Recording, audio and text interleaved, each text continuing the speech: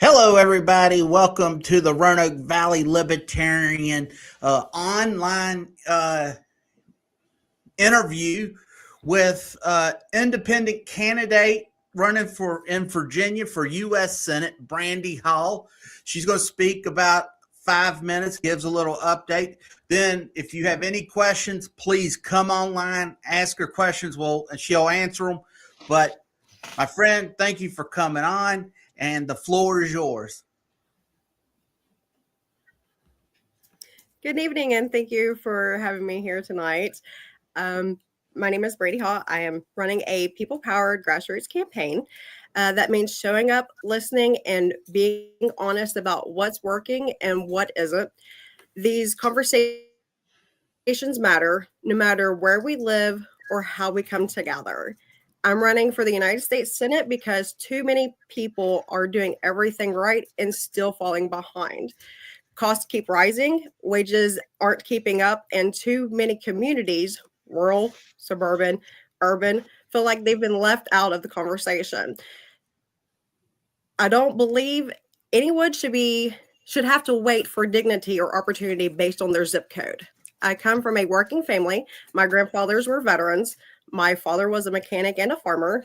My mother was in public transportation. I was raised to believe that when something is broken, you don't point fingers, you show up and you fix it.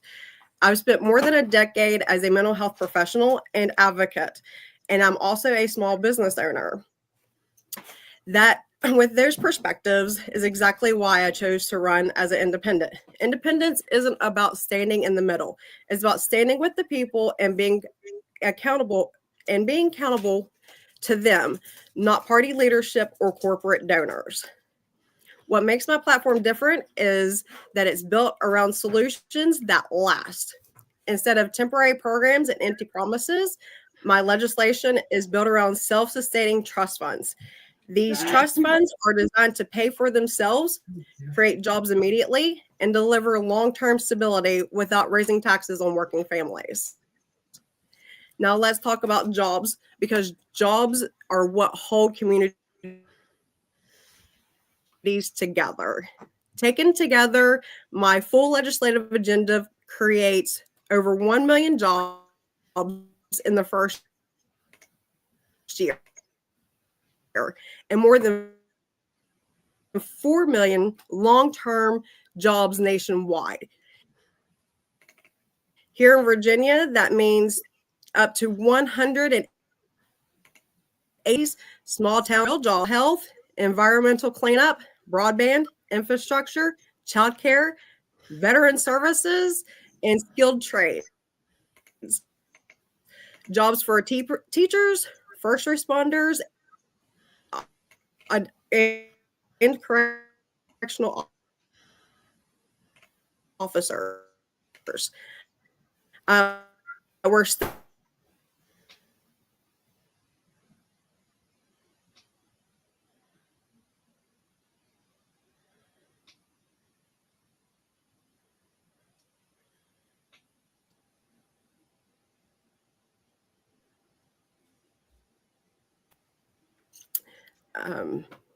this is the plan about lifting everyone, but Now creating jobs isn't enough.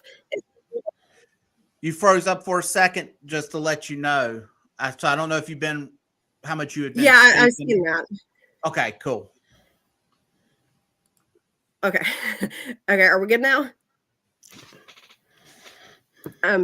But creating jobs isn't enough if people can't afford to live. That's why my platform includes a living wage adjusted regionally to reflect the cost of living differences. If companies benefit from public dollars, public contracts, or tax incentives, they should be paying fair wages and contributing fairly. As a business owner, I know we can do this while still protecting small businesses, the backbone of every community. I also want to talk about Social Security because this affects nearly every family. No one should work their whole life and retire into poverty. My Social Security Fairness and Retirement Security Act raises Social Security benefits above poverty level and keeps them there.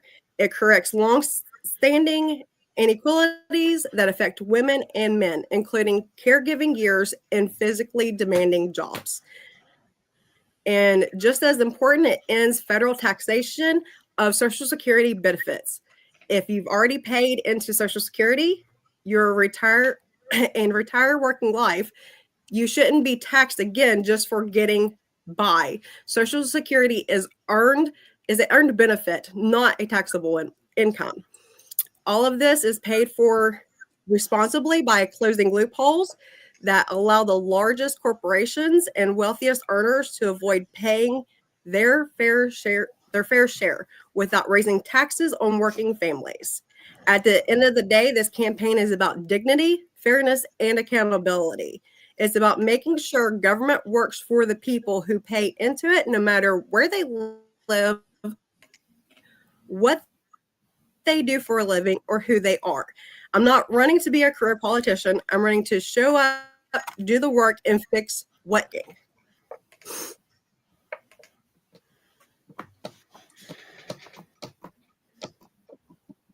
Okay.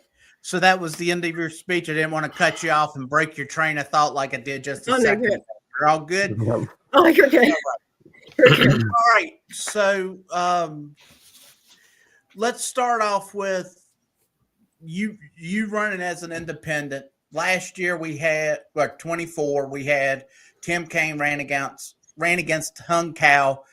I believe Tim Kaine spent $19 million to get his seat that pays $200 and some $1,000. So he was buying more than he was not buying to get that seat. He was buying power.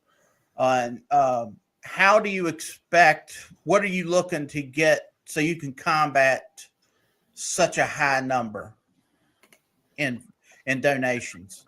Right. Well, since I'm running a grassroots campaign, I am selling like T-shirts, things like that to help with monetary. I also have people that are donating to my campaign. There's a lady in the region close to Tennessee in District 9 who has offered to pay for some signs, who has, is helping my campaign a lot in that area. Okay. I know all about District 9. That's where I actually reside. So I know how it's formulated. I know how to formulate it. I know how it's run. Yeah, we got the redistricting. We can go into that mess later. But yeah, the redistricting situation put me in 9. I was in 5 and now I'm in 9. Was a 9 chair. Was a chair at the state. I mean, I go through different things for the Libertarian Party. But my first question would be, so this is good that you're already getting money to ideas to raise fundraising. It's a great thing. And have somebody help already. Like, it's a good thing. It's hard to start off with basically nothing. I was looking here. How do you expect to pay for some of these plans? Like, I see, let me see. I like some of the things like entering veteran homelessness, like we hear. Obviously, I'm reading your thing here about reproductive rights. So I'm going to guess you're pro-choice based on what I'm reading there. Yes, yes, absolutely. What do you want to do for jobs wise, infrastructure? How you expect to gain jobs if elected in this area when it's already hard enough to do that? And how do you expect to keep taxes low to pay for that? So the legislation that I have been working out they are trust funded legislation. So in the federal government, there's some accounts that have billions of dollars that's not being used anywhere. It's literally just sitting there. So I'm wanting to use those trust funds through those accounts to fund that, but also by taxing the wealthy, the 1% that are currently avoiding taxes. They need to pay their fair share. So if you own a business that's 99 or plus employees, you're going to be paying your fair share of taxes. Understood. Okay. Ryan, go ahead. I'll let you go back. Yeah, that's fine. So what's the fair share? I mean, it's easy to say. Taxing them appropriately for their business prospects. Correct. But like the reason being I'm asking that question is there's so many times people come out and say, let's give a livable wage. Let's have a higher minimum wage. But like, well, and then when you say, all right, $15. No, we want $20. Well, what's that? What's the number that you're saying is the fair share? Because right now, from my understanding, most of those rich folks are paying well over 50% of, if not more, of what we're spending now. So how much more do we do that? Are we going to tell them that, hey, you got to pay in? Because everything comes back down lower. If we charge a business, hey, a tariff, that tariff comes back to us. It's that silent tax. What have you got a number in your head where you're like, all right, I want to charge everybody who makes X dollars this amount? Not at the moment. I am just currently working on that, as I don't have my full legislative out, but I am working on what would be fair for people. Okay. Well, so what I want to do is I want to try to pump the brakes on your legislation, because I understand you're brand new to this and you're just starting. And as Dean talked about when he ran, and I talked to you yesterday, you're going to have to collect signatures. As I'm talking about fundraising. All right, how are you going to get, all right, small donations, things of that nature. I think that's a great idea. If you can go on and put, if it's a Zazzle store or one of them made to print shops now, so people can go in and buy your yard signs now and not wait for me to have to wait for a lump sum to come in. But what about your team right now? Do you have can you just talk about your team, your plan to get that 15, because you got to get 10,000 signatures, that valid signatures, and plus 5,000, or at least 5,000 for any that were bad. Can you discuss a little bit about that? Yeah. So what my team and I are planning now is I am doing a meet and greet in Virginia in all 11 districts. I have people that are going to help me go out and collect the signatures in those areas for those districts. I know that 10,000 is the number, but my goal is to be about 12 to 13,000 in case someone decides, they accidentally put the wrong address of what their voter's registration card was in, things like that. So I want to make sure that I have over those 10,000 signatures. Okay. Now, what about your team? Who do you got right now? I have a team of about 10 people that are working in various areas. I didn't know if you could. I definitely need volunteers. Right. Treasurer, do you got a good treasurer? Because that's a really big thing. Yes, I do. Okay. And you got a campaign manager? No, I do not have a campaign manager as of right now. And then what about web design, things of that nature? Because social media is I'm 50, so in turn, I know I've never gotten Facebook to be what you can get out of Facebook. There's some young kids that they can TikTok and Snapchat and things of that nature. Do you have a social media person?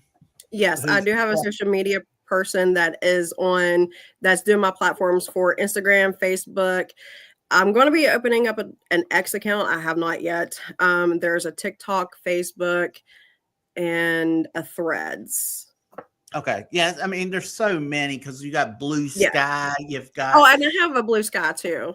Okay. And then, you've got Blue Sky, True Social is very much getting into an echo chamber. You're going to be yelling at people that are either left wing or right wing, whatever the case might be. Right.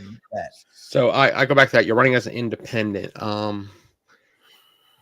I see your platform, and where do you sit social on the spectrum of politics? What do you consider yourself as? You consider yourself a libertarian? You consider yourself just a pure independent? You consider yourself a Democrat, a socialist Democrat? Because there's some stuff that tells me, as someone who can read this well, that you're definitely left leaning. but I can't really tell what, where you stand on certain things. Well, I'm definitely left leaning on certain things. The reason why is because I want to, if I make it into the U.S. Senate, I want to help with legislation that helps people, not hurt people. So that is my whole thing, is helping others, helping Virginians. So I don't see any stance on the war. I see it with veterans. What's your stance on war and powers of war? I don't think that we should currently be in war or creating wars. Honestly, we should be funding education instead of funding wars. That's my personal opinion. A very libertarian answer there. I did like that.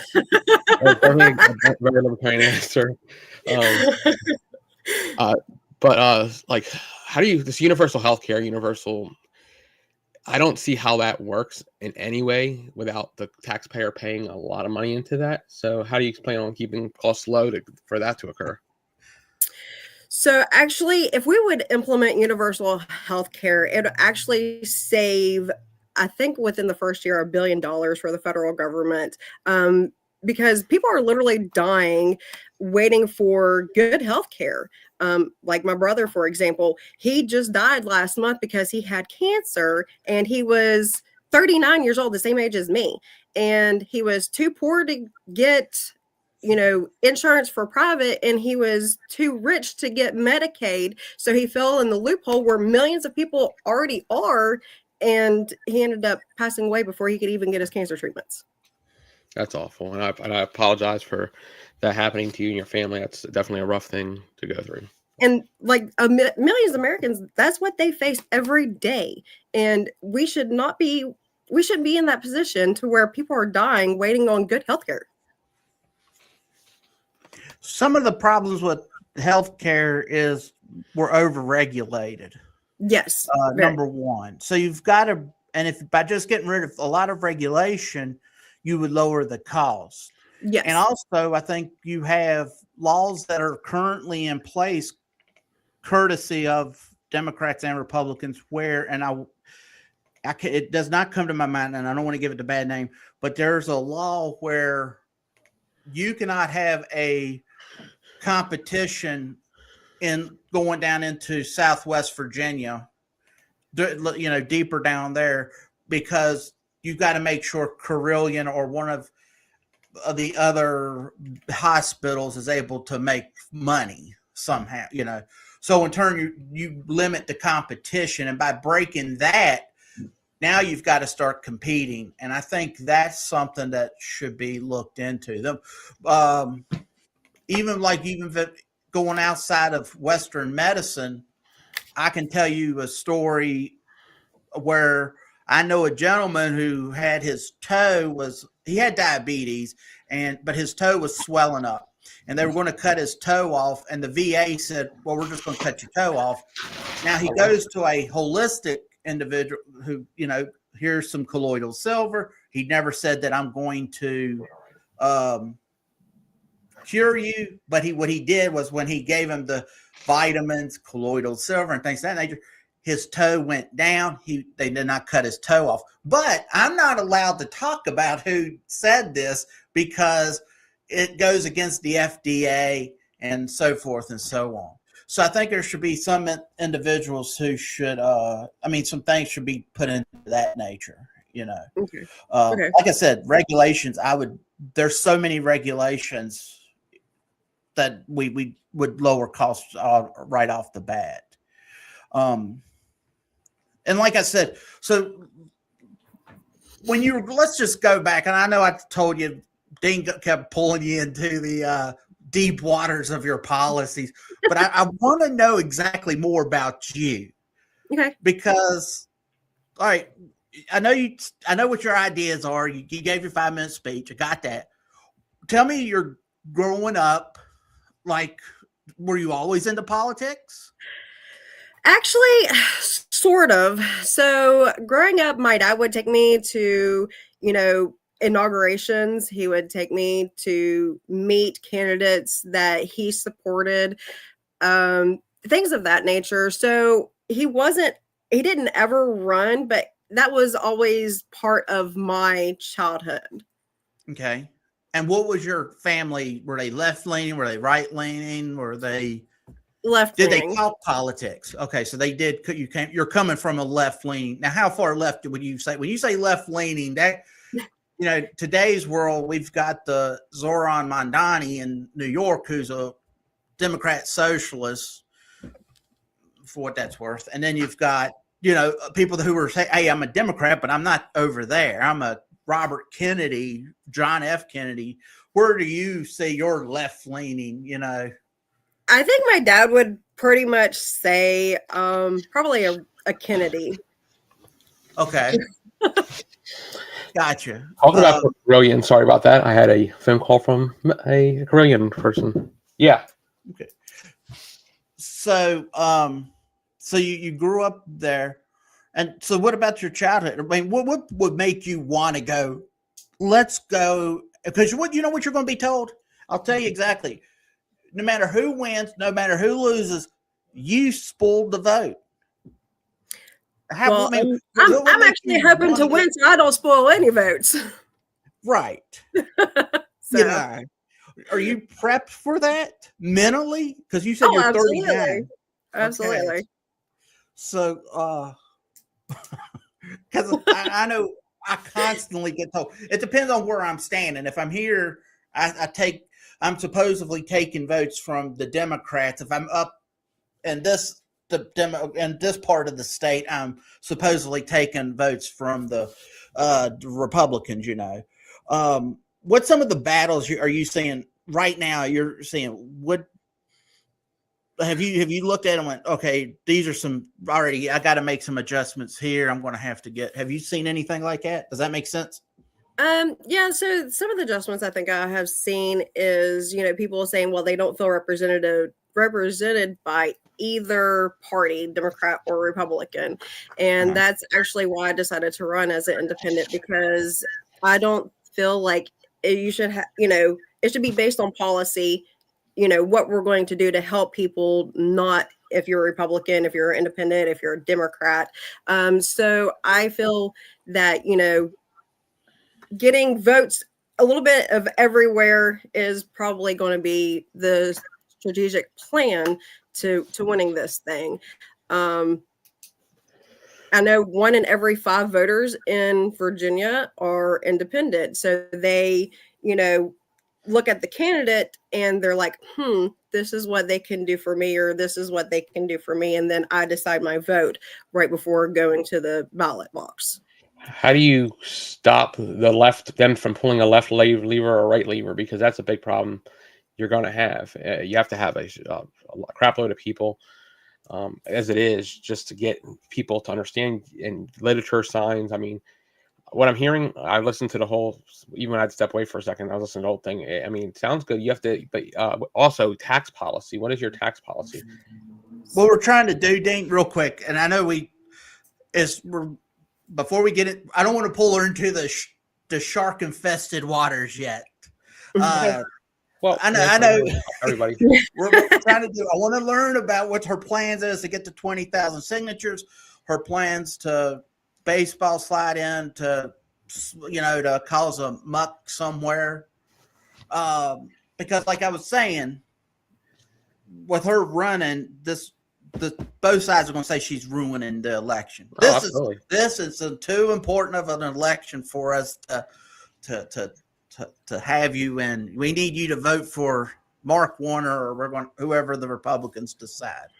How are you going to reach, since you're a left-leaning individual, how do you think you would be able to reach across to Republican voters to disenfranchise Republican voters? Because I know there's so many, as you've probably talked to, who are, I'm a Republican, but I'm not really a Republican. Oh, I'm a Democrat, but I'm not really a Democrat like that anymore. How are you going to reach across to the Republicans right now? How would you do that?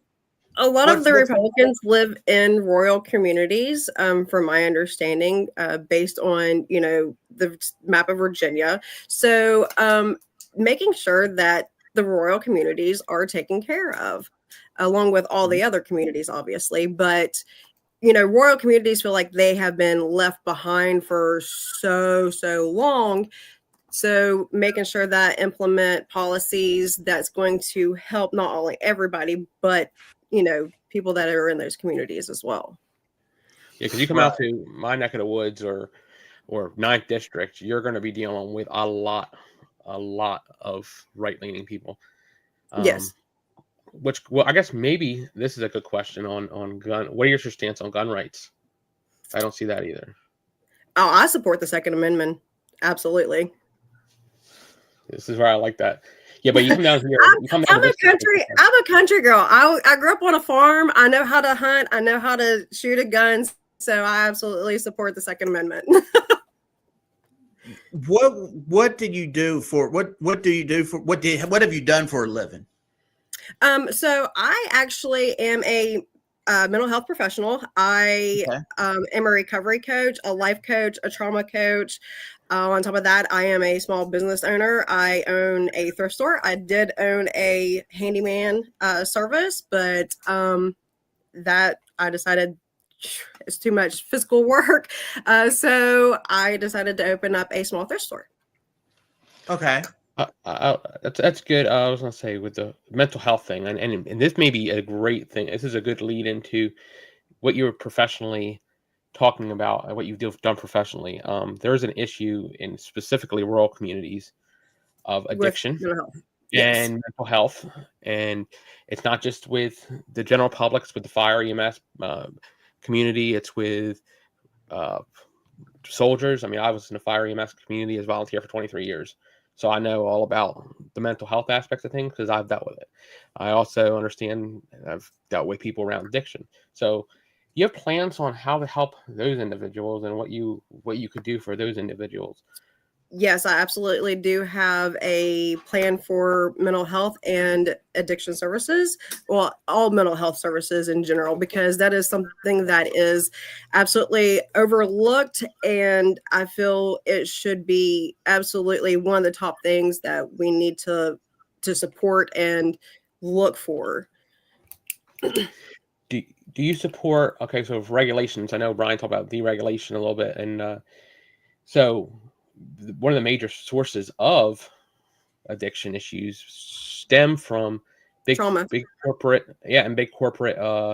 pharmaceutical companies who decide to give medications out and then cut them off on people. What would you want to do because you'll be in a federal position to these people, these pharmaceutical companies, if you're elected? Would you have legislation to try to go after these corrupt large pharmaceutical companies? Absolutely. Big pharma needs to be held accountable. What is your so I don't want to pull you too far into if you don't have a policy yet, please, you can say you're still formulating, and that's fine and dandy. Drug policy, like, a lot of times with the Libertarian Party, and that I have an issue with. I've been a Libertarian since 2010. But I'll say it, legalize all drugs. I have no issue about saying it. Now, me saying that also means if we do legalize all drugs, that brings a lot of things to it. So, okay. But I'm also I know that if someone picks up if it's marijuana, we're going to go with, But we'll go with marijuana. I know it's not been sprayed with PCP, or if it's cocaine, it don't have fentanyl and things of that nature. I'm hoping you hope for it. But I can also, it's easier for me to sit here and say, all right, it's because look at alcohol. Alcohol kills people, all the time, and it's still out on the shelf. So what is your stance when you come to mental health? Because then there is some benefits, psilocybin for mushrooms and things for people with PTSD and from the war and so much other thing. What's your stance there? Do you have a stance? I have not honestly thought about the whole stance on legalizing all drugs. To be honest with you, the only one that I actually want to legalize is cannabis as of right now, because it definitely has a lot of healing properties. It is a lot better than alcohol. You know, alcohol causes, I think it is 8 or 9 different types of cancer: liver cancer, brain cancer, kidney cancer, things like that. I don't ever see a thing saying, hey, marijuana causes brain cancer. Right. Well, the thing is, it hasn't been. I understand. I have never done it. I don't sit here and. That's why I'm saying I would advocate for it to be legalized. The problem is, so too often when Democrats have taken the ball and running with it.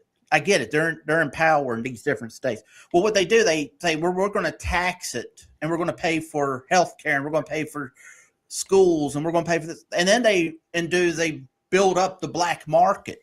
So in turn, I think they do it poorly. So in turn, I want to see it done properly, you know, and not, hey, we're going to legalize them like cigarettes. I used to smoke, but now, you know, they're taxing. Most people that smoke are middle class and below. You know, it's not like it's a rich man thing. So it's almost the bag tax and plastic bag tax in some localities. We pay 5 cents here in Roanoke. You know, that's my big thing. I just want to share that with you. I figured. Okay. I don't know where I was going to go. I just wanted to keep on just along for you. The libertarian part of understanding what Brian was saying, like the legalization thing of all, is so it could be, so people could get easier. It wouldn't be as much as a crime as it would be a way to get people into treatment easier. It's a double-edged sword. I've never been an addict or anything like that, but I've known a few, and I know how hard it was for them. I've watched people lose their life to it. I've watched friends lose their life to it. I've watched them overcome it. So I've seen both sides of it. And in the fire and EMS world, I've seen a lot that really will take somebody's brain of what you see and try to help this. So, you know, your whole idea on mental health, I love that, as, you know, on my side of things, because I kind of connect in that situation with mental health. A lot of people feel like addiction is a moral failing. It is absolutely not a moral failing. So that stigmatization needs to be out of the way. So trauma is absolutely the gateway to addiction and alcoholism, or substance use disorder, I should say, because that covers both bases. And I feel like more people need to know that, rather than saying, oh, well, they're just a junkie or they're just an alcoholic. You know, they've done this to themselves. What actually happens is when we pick up that drink or that drug, our brain rewires itself to that trauma, and it gives us a release of how we weren't until after the trauma was there. I mean, how long have you been doing? Go ahead. Well, how long have you been doing the mental health thing? So I started doing mental health in 2012. Okay. I started working for a company that helped with people that had major mental illnesses, bipolar, schizophrenia, schizoaffective disorder. So I ran a day treatment program, and I taught them day-to-day living skills. And then it just progressed throughout the years, and I couldn't get enough knowledge, or I couldn't get enough of the mental health aspect, because it is so, the brain is awesome. It is absolutely awesome. Right. I guess this is not even going to be questions, more a suggestion. I suggest you take this mental health and this key part of it to when you're running, because I think that's going to help connect you to specifically people in the rural areas out here in the 9th district, where it's rural, a lot of issues with substance abuse, a lot of issues with all types of things out here. And this area is very, like, Brian is in the city of Roanoke, so he's in an area that's not great either, but I mean, it's more reach to than the rural community. And when you're out in the rural community, we have issues with EMS and fire units. Like, and I'm trying to push back against for waiting for so long for ambulances. is there a way in a state level or federal level that you could, I don't know if you know that some states EMS is not an essential service. Yeah. So would you push for making EMS an essential service? Yes, a bill absolutely. Absolutely. Yeah. Where I lived in a rural community when I was growing up, same thing there. It takes 45 minutes to an hour for the nearest fire department or ambulance service to get there. And most of the time people are dead by the time they get there, just because they're so far stretched out. I was just talking to someone earlier today because volunteerism has truly dropped off big time, and because that's pretty much it. And Dean can correct me if I'm wrong. I believe that's most of the fire departments are volunteer. Correct? Yeah. Well, I mean, just nationwide. Volunteerism is dying because too many hours for certifications, not enough time. People work multiple jobs because there's not money. Yeah. That's what causes the volunteerism to drop. It's not that people don't want to volunteer; is that they have to make money to pay. They have to make money to live. Exactly. Well, one of the things that, and I won't get into. Please don't get into. Today was the day that President Woodrow Wilson signed in the beginning of central banking with the Federal Reserve. And that since then, the U.S. dollar has died greatly. It's dying now. So in turn, you've got to strengthen the dollar. It don't mean you can sit there and give us $100 minimum wage, but if the dollar's dead, then it's not. There's no reason to push it. You know what I'm saying? Again, I'm wearing a Bitcoin versus the world T-shirt, and I mean that's something that you got to get. Central control of things does not work. Most things will it gets just bloated, it balloons up, and then it dies and it kills everything that's standing with it, So in turn, that's something that you need to look into also is the Federal Reserve and at a minimum, Dr. Ron Paul, I would definitely tell you, look into Ron. If you've never read his books or Rand Paul, Thomas Massey is a terrific, I wish he was my representative, but he's over in Kentucky. I would definitely push for him to look at some of the things that he does. You got to be principled, hold your principles. What's the top 3 platform issues that you got that you're like right now? If you were to go out there, you're going to be trying to get someone to sign your ballot. What's the top 3 things you're going to say? One of them is going to be universal health care, the Social Security, absolutely, and also to let me see. So Social Security, universal health care, and veterans. Those are my top 3. Okay, them are 3 heavy subjects that that I could get you to start answering them right now, and I want to tell you what would happen, because you could start Q&A-ing me, and I'm going to be saying stuff, and then you're going to be like, hey, he's factually wrong here. Something's not screwy. There's some things it's because it's so massive. Yes. Take your time. If you're the top 3, get with people that are very solid. And because I always believe, even though I'm a libertarian, I throw all the ideas on the table, and then what's the best for society. All right. And it's not going to mess with the largest minority in the country, and that's the individual. It don't matter about, if you is it going to mess? I don't want to sit there and take Dean's rights away just so I can feel safe, or your rights away to feel safe. Right. How do we do it? But I'm not holding on to any idea. Any idea can be. I'll look at. There's some ideas that are just like, that don't work. So in turn, that's what I'm really stressing for you, and I hope that you you know, you and your team can look at. I mean, them are, like I said, because when I came out of the Navy, I jumped in. The reason I left Republicans was because of the foreign policy.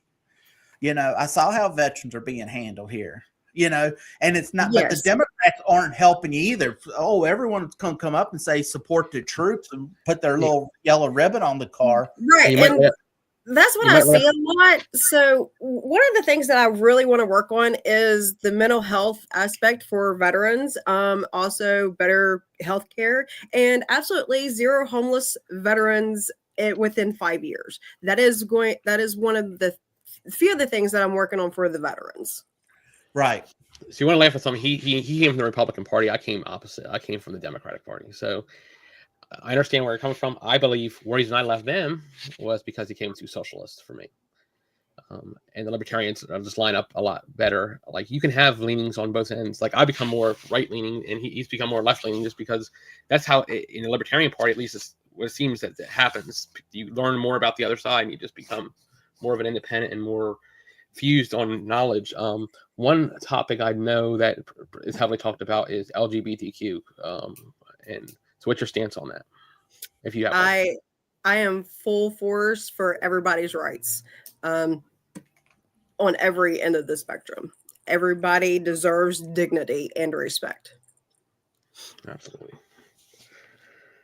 All right. So what about like basic things? We just had the bill passed in Congress. I don't know which one, for children, gender reassignment. I you know what? That's very hot, but I've already said it, so we're going to let it. If you have a stance on it, you're more than welcome to go for it. I just don't want to. Tonight was supposed. I wanted really to you to be just introduced to the audience. You know, because I can immediately sink your boat like with some stupid comment. You know what I'm saying? Right, so please, right. if you've thought about it, because you know, I don't care about different things. I mean, there's a lot of things that's not on my. All right, here's the big my world that we got to worry about this, and I'm going. Oh, don't you know? Some things are just out of here. I'll worry about that later. Do you have a stance on that? Since they passed the bill, I honestly have not done any research or anything into that, so I really honestly don't have an answer for that. Okay, that's kind of good though. I'm going to I'm cutting the line because like I said, come January, March, when you're collecting signatures, you got to have a stance on different things. And your best stance, if you don't know, write it down and say, I'll give you an idea. Let me come back with it because I don't want to give you some bad information. Some people have this fantasy that you're going to walk into the Senate and you know it from the beginning of time till now about the subject. It's so, like I said, it's a lot. It's a lot there. So just be, just have your notebook ready, because what you hear, if it's a red flag law, because if you're in mental health, that turns into the Second Amendment. Mm-hmm. Like, I'm not big on the red flag laws just because of there's so much where it can be taken away people's rights. I understand the concept of it, but is there a better way here? So I guess that kind of leads into what's your thought on criminal justice reform? Well, hold on one second. Did you have anything to say about the red flag laws or anything? I apologize. I haven't really looked into the red flag laws, so that is something for me to absolutely look into and research and see, what people were saying about that. So I will definitely look into that. Right, because with the state of Virginia switching so heavily Democrat, and they're going to have the gun laws are going to become outrageously, and they're not even going to be. It's going to be out of. Not because you're thinking about it, it's because, we got to protect. And I'm going to put the children in there because that's what everybody gets sad about. But in reality, it's like the 10 magazine, like 10 bullets in a magazine, as an example. In reality, that don't work because you need more bullets in there. Just because I pull a gun and we start firing at each other, more times you'll miss than hit. your target. But please go ahead. Now, Dean was talking about the criminal justice reform. So we're going to bounce over into that now. So, Dean, please, what was your question? Do you have stances on criminal justice reform, reforming nonviolent felons, things like that? And yes, absolutely. I stand firmly with criminal justice reform, and that is another thing that, I want to make sure, I implement, because, when we have more jails and prisons than what we do education, like technical centers and colleges, there's an issue somewhere that needs to be readjusted. Absolutely. So, go ahead, Dean. What Brian was saying about the red flag laws, yes, definitely. When you start campaigning specifically in heavier red areas, you're going to need to have answers for that, because that is a heavy question that was asked to me when and I ran. So just give me a heads up. And when I was talking to the lady in District 9, she said, she was talking about how, cancer and the pollution of the waterways and things like that. So I'm actually looking into, the waterways and the pollution and things like that, in all areas, obviously. But, her biggest concern was the children that are getting cancer, and she feels like it is being created from the corporation that is there, the plant that AP owns, or I'm not really for sure exactly the name of it. You don't want to go into AP, electrical highway robbery, they call it. And let me just say something. Even when it comes, I know I said something about Carillion and their thing. I'm never gonna throw eggs at the corporate. I get it; it's easy target to throw. AEP, definitely check in because if you're running as a candidate and you have ideas, they have individuals there that you can discuss like what your thought process is, so you can have a better. Hey, the evil corporation, they're raising the rates. Well, why are they raising the rates? Because me and you, all of us are sitting here and we don't really know. Maybe there's something. The data centers is what is absolutely fueling high cost on consumers. Yes. That is what I have found out so far, is literally the data centers. Okay. Well, when it comes to the data centers, yes, there is a lot of issues, and then they use so much water, and it turns into the localities being told, hey, you've got to provide it for me, or whatever the case might be. Just before, but like I said, please definitely check into that stuff, because I want to see everybody when they run a good campaign. You know what I'm saying? And even if you don't call yourself libertarian, if I don't have anyone to vote for, I don't go out and vote. Right. Bottom line, I mean, I don't have his fantasy. Well, it's a lesser, I can't let that person win. That went, way of the dodo bird years ago. So, I definitely just want you to definitely look into AEP, and like I said, they do have individuals that will speak with you, because we had a candidate down here when they were talking about mining for uranium.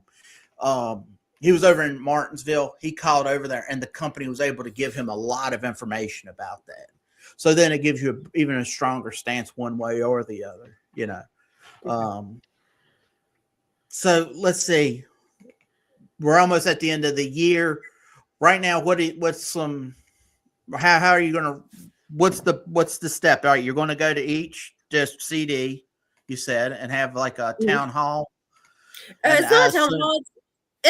What it is a meet and greet. So I want to go into all 11 districts of Virginia, and I want to talk to individuals, get their perspective on the issues that are facing their area, and just listen to what they have to say, and see what I can do on a federal level to help Virginia's communities. Where are you located? Are you on Virginia Beach side? No, I'm actually in the city of Franklin. Yeah, city of what? Yeah. I'm on the Virginia Beach side. Yeah. Okay. City of Franklin, not far from Virginia Beach. Yeah. All right. I guess another question would be: do you have a family, kids, spouse, anything to that nature? Reason being, are they excited for you to do this? I have 3 kids, and they're all a little bit like, okay. One's like, let's do it. Let's rock this out. And the other 2 are like, we don't do politics, so let's go, Mom. So okay. So just be cautious as a past candidate, and I'll talk to you offline on some other things, but be careful. They will use any means. Your opponents will use any means necessary to come at you, and I mean any means necessary.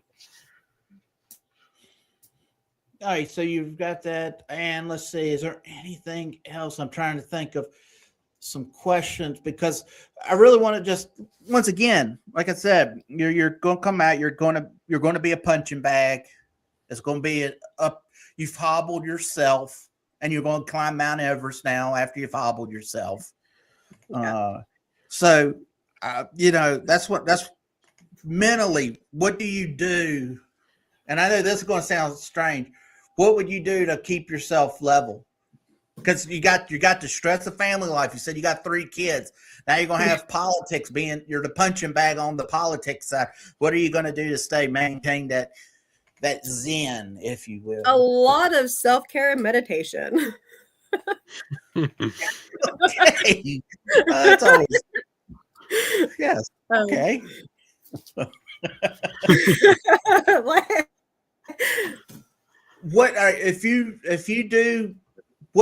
If your goal's to win, do you have like, all right, if I don't win, these are other issues that I'm trying to, because like sometimes for me, we run Libertarian candidate, our goal's 10%. I want 10% or 15% so we can be a major party here in the state of Virginia, right? Do you have like, this is my, all right, if I don't win, these are the other things that I'm going to have to hit.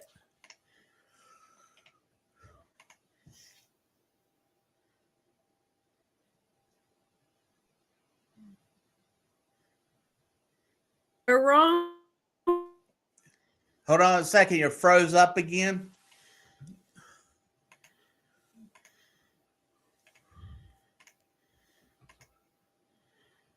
Let's reevaluate where I'm at. You're still froze up. Do you want to? And I do have a question here from someone. Okay. What did you say? Are you there? Yes, I'm here. You're good to go now. Okay. What did you have? Like, these are like, if I don't win, hey, as long as I hit this gold and this gold, it's been a success. Or do you want to just keep that to yourself until after the election?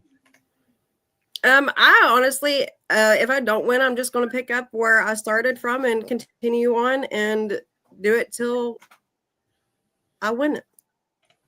Sounds good. All right, here we got a question from an outside guy. He said, what about nuclear power? I guess where we were talking about AEP, have you looked into nuclear power, some of the smaller stuff? Let me keep that up there for a second.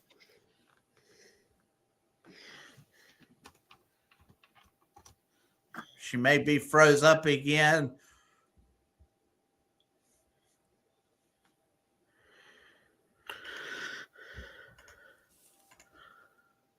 All right. So far, let's see. I think she's I hope she's rebooting. We'll pull her down. Let's see.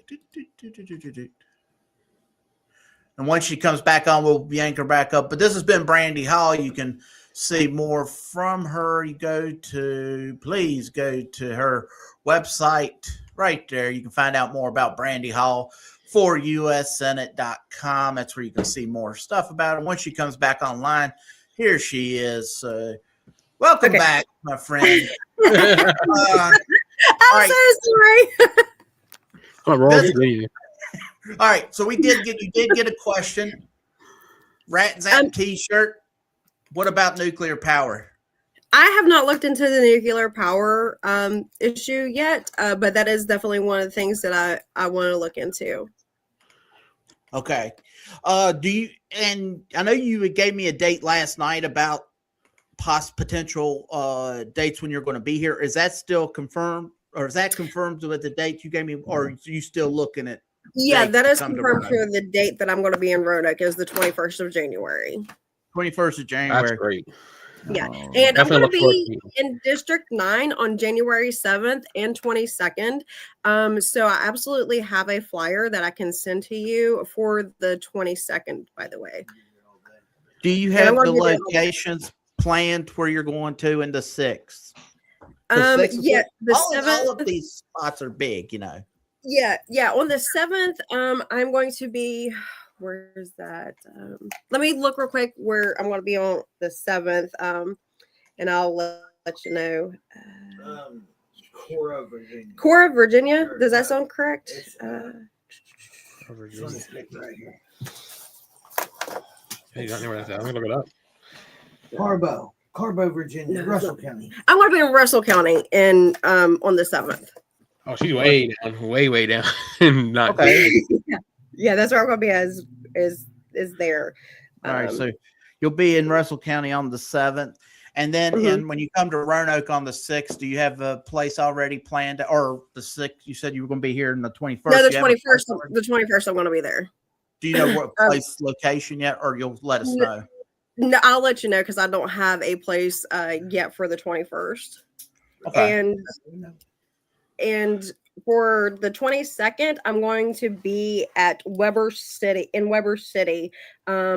the firehouse. Weber City at the firehouse. Okay. Yeah, once you get that stuff, I mean, I'll share it with people and let them know. Exactly. In case they're interested in hearing more about you. Because like I said, more people stay home than actually come out and vote. Right. And that's what you got to attract. You got to attract NOTA, plus all the disenfranchised Democrats and Republicans that are out there. You know, so please look into that. And like I said, take your top 3 issues. That's just, and Roanoke flies. You know, but I would just take your top 3 issues and definitely look into them, you know. So do you have any closing things that you would like to say to people?